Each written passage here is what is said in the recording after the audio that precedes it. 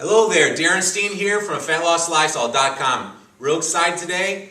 I know that you can get in the best shape of your life if you focus on 3 areas of your life: the thoughts that you think, the foods that you eat, and the exercise that you get. I'm going to give you a tip in 2 of those areas today. I'm going to save the thoughts that you think for a later video. But today I'm going to talk about the area that's very important, the foods that you eat. Here's one tip that if you regularly focus on this tip, you'll see a change in your body. You'll be gaining muscle and losing fat and seeing some results from your exercise program. And that is, we know we need to eat small meals often, or at least if you haven't heard that, you should hear it, because it's absolute truth. You are not going to gain muscle and lose fat unless you eat proteins every 3 to 4 hours with carbohydrates combined together.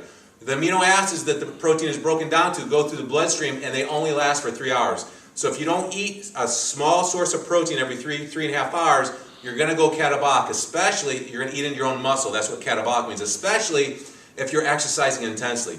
So here's the tip. Make your dinner around 6 or 6:30, regular dinner time, very small. Make sure you hold most of the starchy carbs out and just have a good quality protein with a vegetable, green bean, or a salad.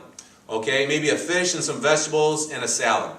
Make it nice and smaller than normal. Then around 9:30, eat a small amount of protein before you go to bed.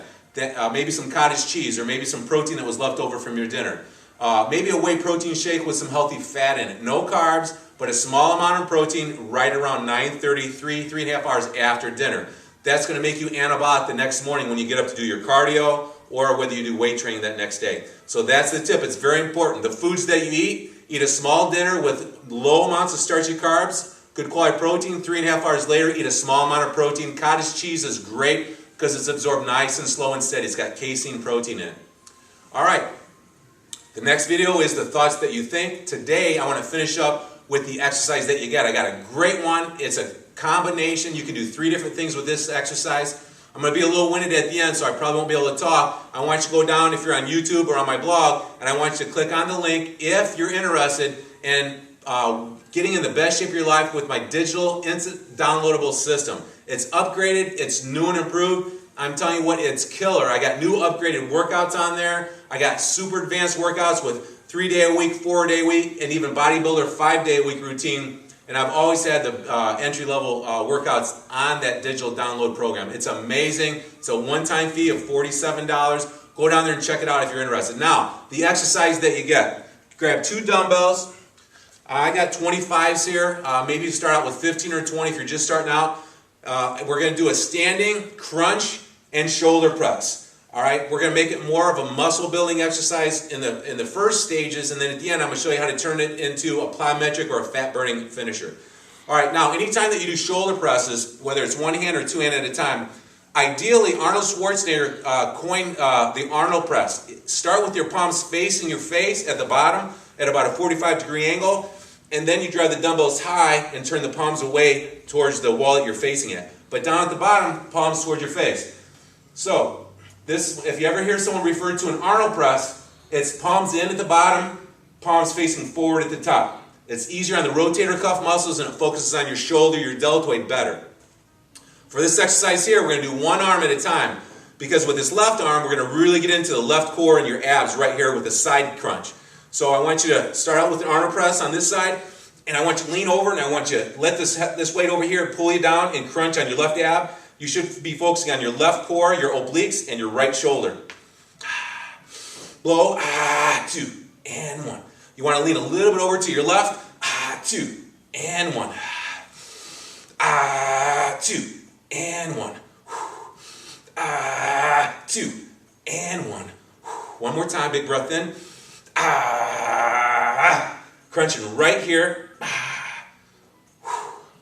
All right, it's a great movement to focus on those 2 areas. Now, if you want to make it more of a full body routine, we'll do a squat first, and then we'll do a crunch and a press. So put that dumbbell. I'm using dumbbells just because most people have dumbbells. If you got a kettlebell, it's a little bit better to hold a kettlebell in the down arm if you have the ability to use a kettlebell. Squat, 2, and 1. Big breath in. 2, and 1.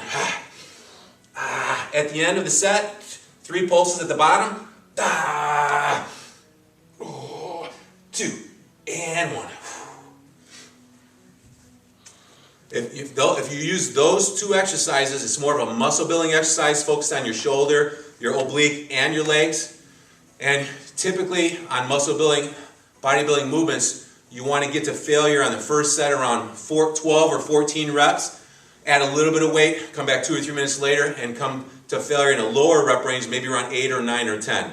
So those are just ballpark figures. If you're just entry level, maybe first set 15, second set 12. If you're intermediate to advanced, maybe the first set fail at 12, and then the second set with a little more weight failing around 8. So those are 2 great movements. I know they're unique. You'll definitely confuse the muscle because the shoulders and the side oblique and the legs haven't felt anything like it. Now, if you're a fan of my fat burning finisher, this is a great fat burning finisher where we can make it less about building muscle and more about getting your heart rate high and burning a lot of calories for the next 2 to 3 hours after this movement. So all we do is simply throw in a little bit of plyo-metric hop at the bottom. Give me 3 hops. 3, 2, and 1. Nice and slow crunch. Side crunch and press.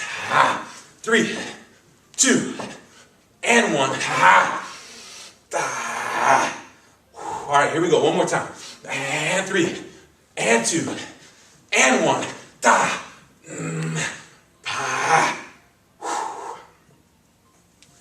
Remember, with any plyometric, fat-burning finisher type exercise, the key is landing soft and landing deep. You don't want to land with stiff legs and then go down.